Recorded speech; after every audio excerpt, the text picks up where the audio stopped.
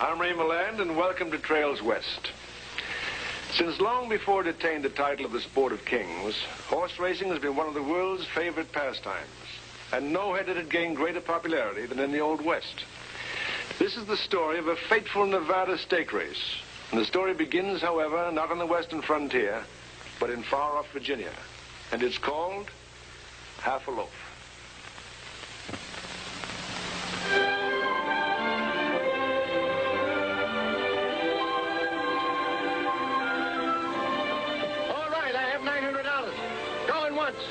Going twice. Sold to the gentleman for $900.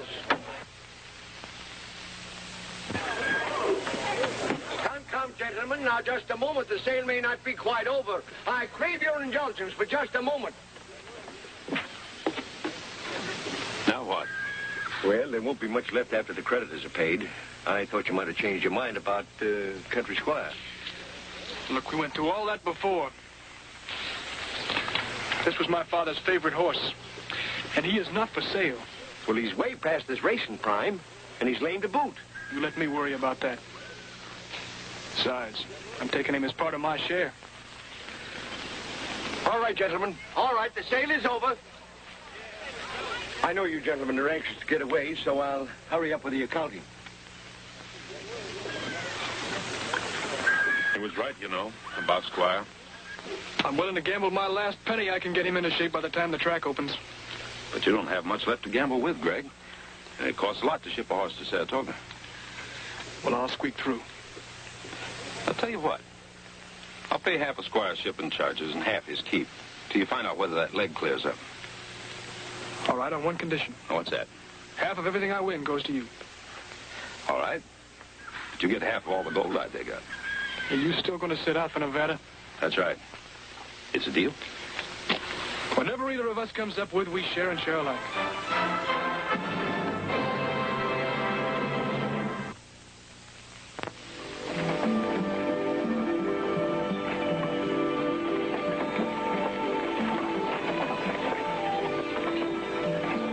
Keep your britches on, Sonny. We'll get there. Couldn't we go just a bit faster? Scared there won't be no gold left? No, but it's a long road from Virginia. Now that I'm on the last lap, seems I can hardly wait. We'll be at least an hour late, won't we? An hour? Nope. Won't be more than 55 minutes late getting in the church, Rick.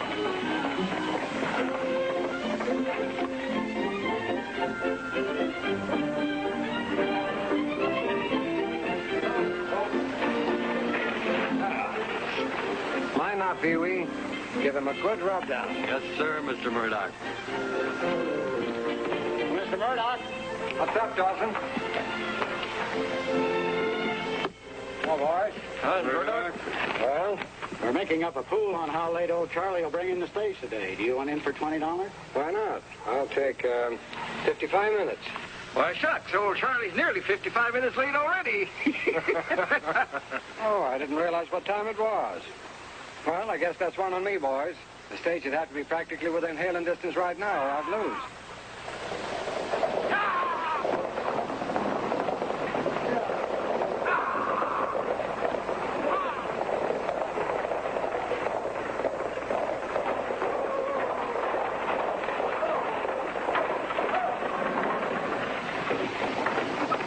55 minutes exactly. You win, Mr. Murdoch. Well, now, wasn't that something? Sure pays a man to forget to look at his watch once in a while, doesn't it? Oh, sure. Well, thank you, boys. Thank you very much. Now, how about coming across to the saloon? The drinks are on me. That's a good idea.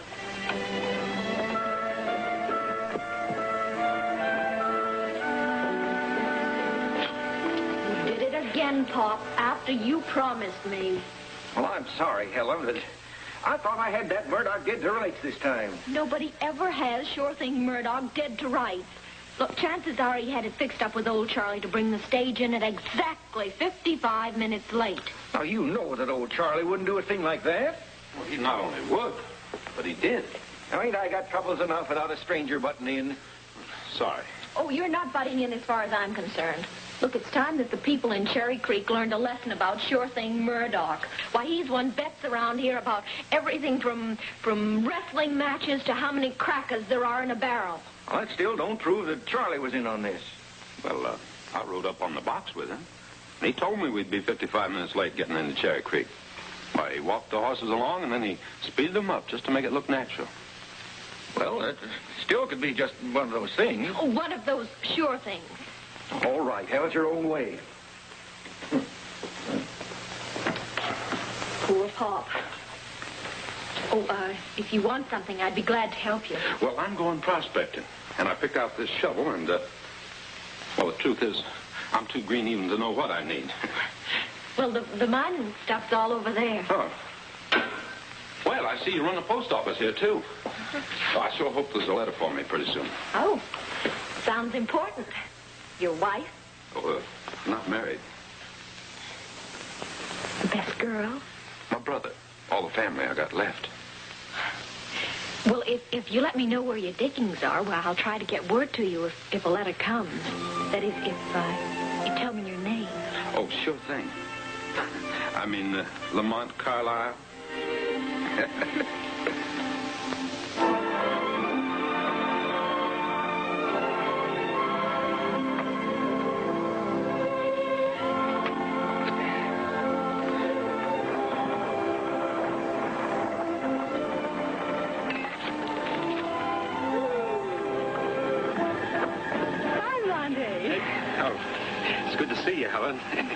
You too, Pop? Yeah. Hey, what brings you all the way out here? Well, I had a little supplies to run the mine. You know, before you come along, I used to be able to make the delivery all by myself. Pop, you know why I came this time. It's lucky you sent us word you were changing your diggings to Sugarloaf Hill. You don't mean a letter finally came? On this morning stage. You know, I'm the duly appointed postmaster at Cherry Creek. But my delivering that piece of mail wasn't good enough for her.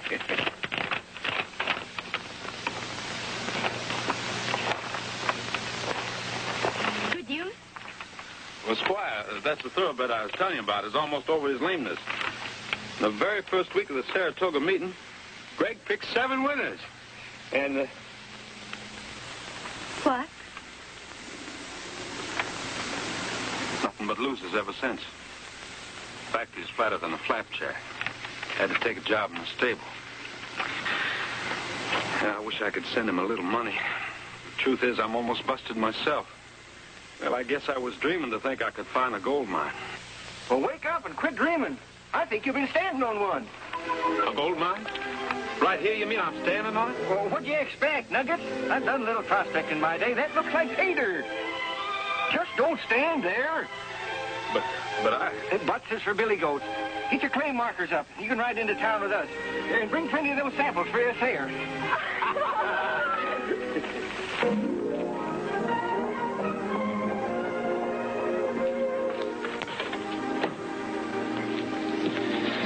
Not yet? No. Well, I went ahead and filed the claim already. You I was fool not to wait till you finished the assay report?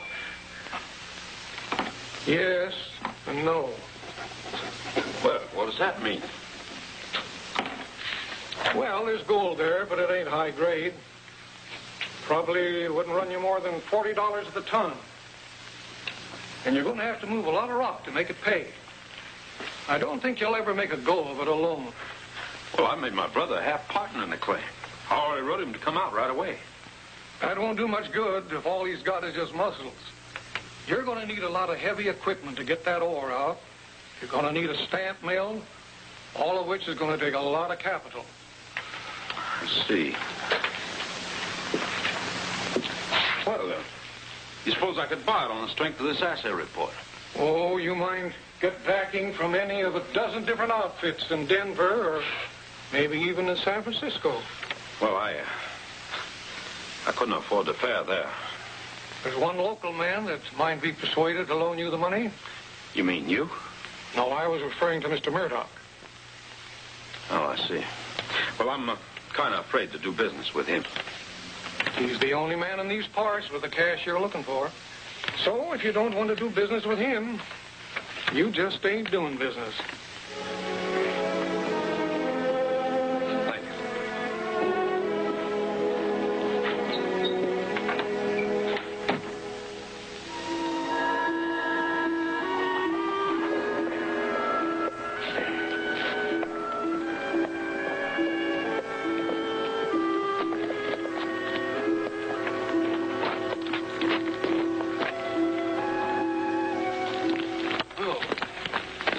Well, my friend, I've already got those papers all drawn up for you. That's so. Yes, sirree. You'll never find moss growing on any proposition Samuel T. Murdoch is interested in. Well, it must be a pretty good investment. Because I understand you never back anything that's not a sure thing. That's right. I like sure things. And that's what you've got right here, a sure thing. But the proper equipment, that is. Without it, you've got nothing but calluses. All right, let's see the papers. I'm only charging you 10% interest. And the payment on the principal won't be due for 90 days. That's mighty soon. And to save time, I've already made out a draft to the Great Western Mining Equipment Company in Sacramento. You just endorse it and get it in the mail right away, and you'll be able to make those payments like they were peanuts. Yes, but according to this agreement, if I should happen to default, you get to mine. Well, now, a man puts up $15,000, he's entitled to protection. Anyone else you'd borrow from is going to demand the same thing. Well? Just pen and ink in my tent.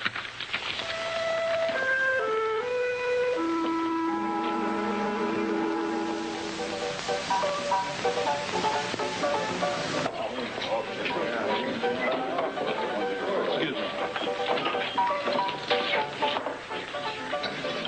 You sure put one over on me, didn't you, Murdoch? Well, I can't imagine what you're talking about. This letter from the Great Western Mining Equipment Company. Informing me they won't be able to make deliveries on that equipment for at least 120 days. Well, now, that's a real darn right shame. Oh, I knew you'd cry your eyes out for me. Especially since the first payment on that contract is due you in 90 days. You found yourself a sure thing, all right, didn't you? Well, now, how was I to know they were short of machinery? Well, maybe this will refresh your memory. In fact, we had already informed Mr. Murdoch of the unavoidable delay in all deliveries. Carlyle, I guess the rocks and the men are just a little bit too hard for you out here in the West.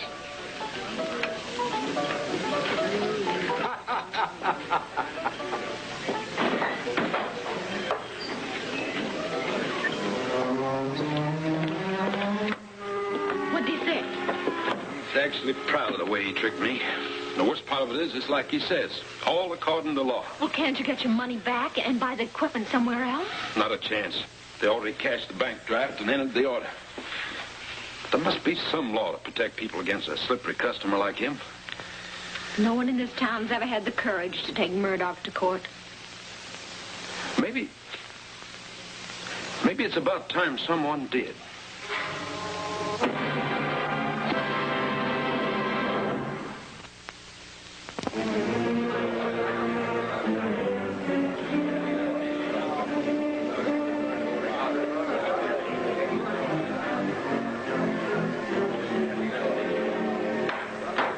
Ready for the verdict.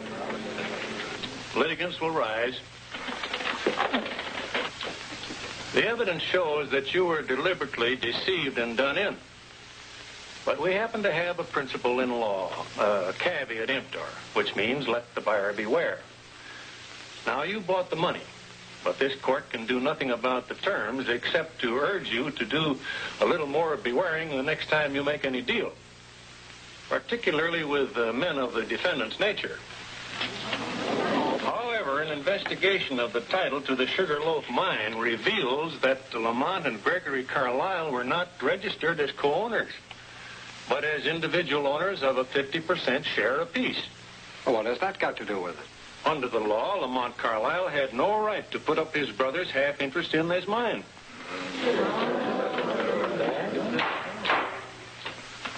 It is therefore the decision of this court that S.T. Murdoch can foreclose only on Lamont Carlisle's half interest in the mine, and that Gregory Carlisle's separate half interest shall remain free and unencumbered. Court is adjourned.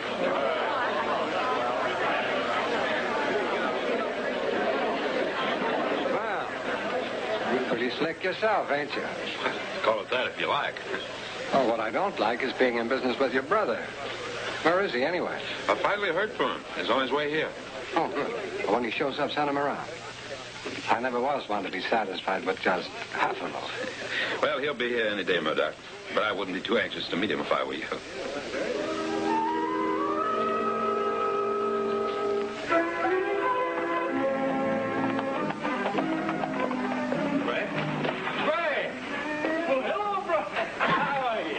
Gee, it's great to see you, Greg. Maybe you don't think I'm glad to see you. Well, what took you so long? I thought you'd never get here. Neither did I. But the only way I could cross country was on old Squire's back. Good old Squire. I just couldn't risk laming him again, so I took it in real easy stages. Every now and then I had to stop off to earn enough for grub. Well, hello. You're Greg. That's right. This is Helen. Well, I see you really did strike it rich up here, brother.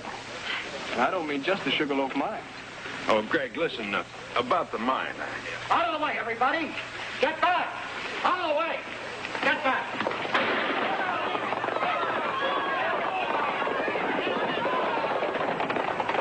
Horse racing, Western style? Sure thing, Murdoch style. He's not only got most of the money in town, he owns a horse that just won. Well, I'd sure like to meet him. You will. In fact, you're in business with him. Me? Here he comes.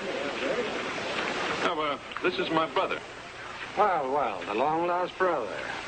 You know, I actually thought he made you up. Slick enough to, you know. We Carlyles don't consider being called slick a compliment. Oh, well, now, I didn't mean no harm.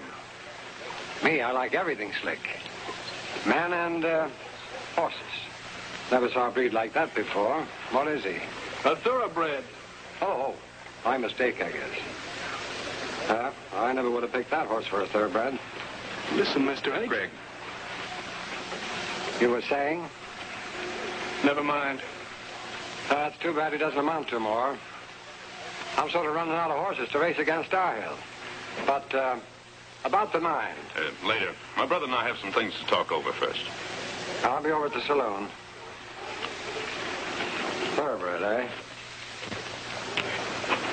Why wouldn't you let me take up his challenge? Or are you so set against betting? Like I said, we got things to talk over. Bring it over. Yeah, it's all right.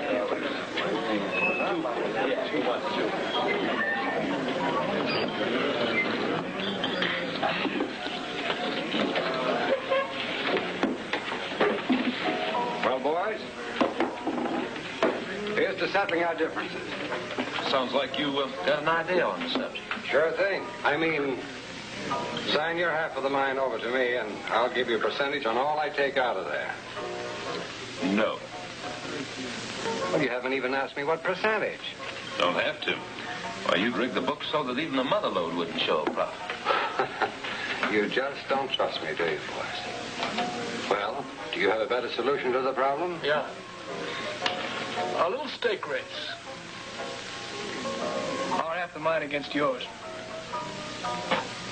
You mean Starhill against your horse? That's right. What do you say? Well, I'd want to sleep on it. Well, I told you to back down, Greg. He only likes the sure thing. Said I'd let you know in the morning, didn't I? Well, suit yourself, Murdoch. Come on, Greg.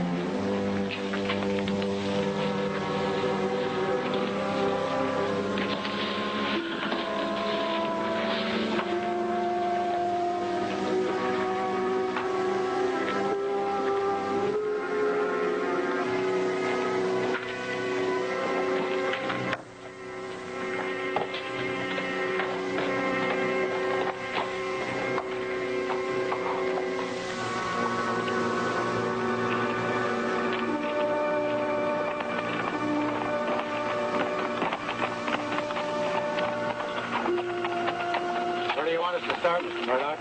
Start your race down at the rock slide. And finish up at this point up there. That's about the right distance. All right, let's get started. I'll be waiting down here.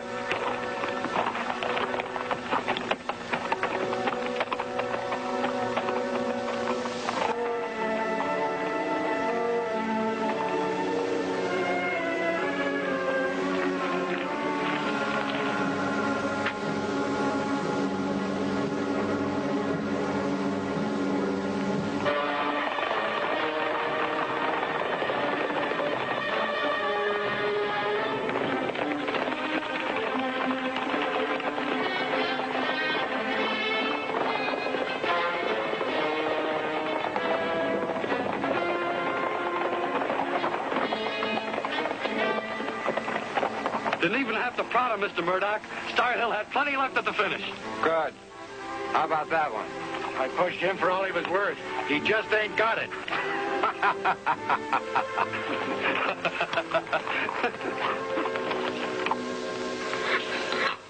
Heard Murdoch was looking for you boys. Over at the hotel. Don't worry. He'll find us.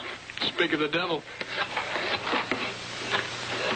Well, you boys changing your horse's shoes? Just the two front ones. Well, I must say he looks a lot sharper than the first time I seen him. In other words, you didn't sleep too well. How's that? You said you had to sleep on it. I guess you had a bad dream and decided not to race your horse against Squire. As a matter of fact, I had me a mighty satisfying dream. Just real as life. I saw Star Hill breezing down Main Street an easy winner.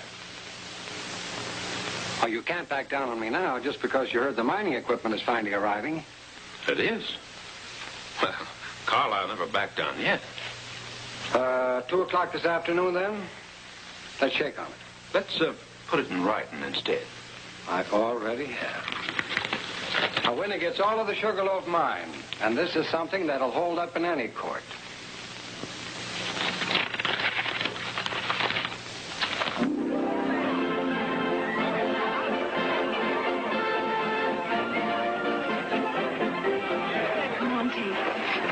Let Murdoch trick you into this. Well, half of mine's no good anyway.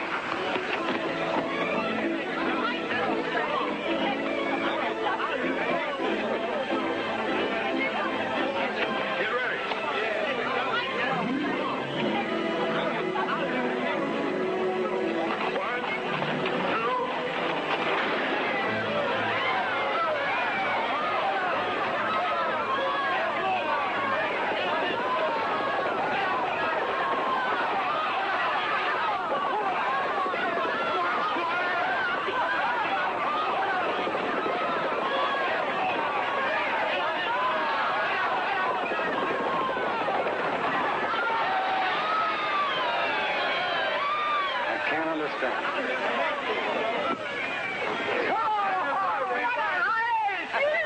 I just can't understand it.